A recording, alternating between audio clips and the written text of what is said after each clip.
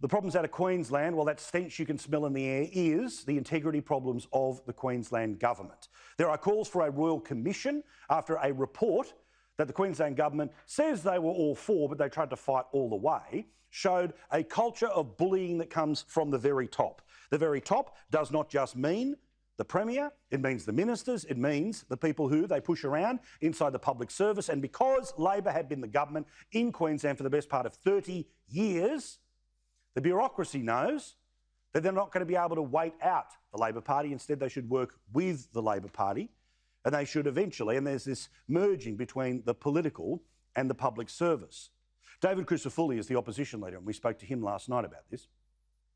It actually strengthens our calls for a royal commission because it identifies so many crimes, but what it doesn't do is identify the culprit. But if you look at it, it's scathing in every aspect. And already we've heard ministers who are just going around saying, oh, we're going to implement it lock, stock and barrel, to use a famous phrase from another time. You can say that, but that needs to come with action.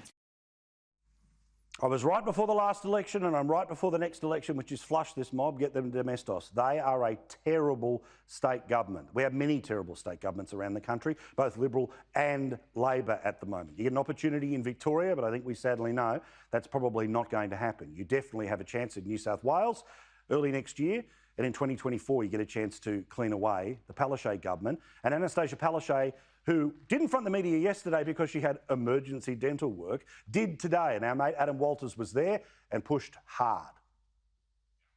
Premier Palaszczuk claimed she embraced the findings of the Coldrake report lock, stock and barrel. But when it comes to aiming the barrel at those identified by Professor Coldrake as bullies and belittlers in her government, she admits preferring education to termination. That's exactly why the training will be so fundamental to this.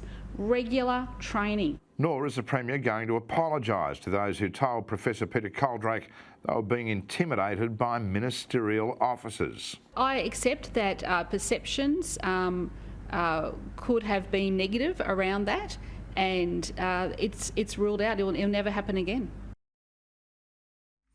The fish rots from the head. Over to you, voters of Queensland.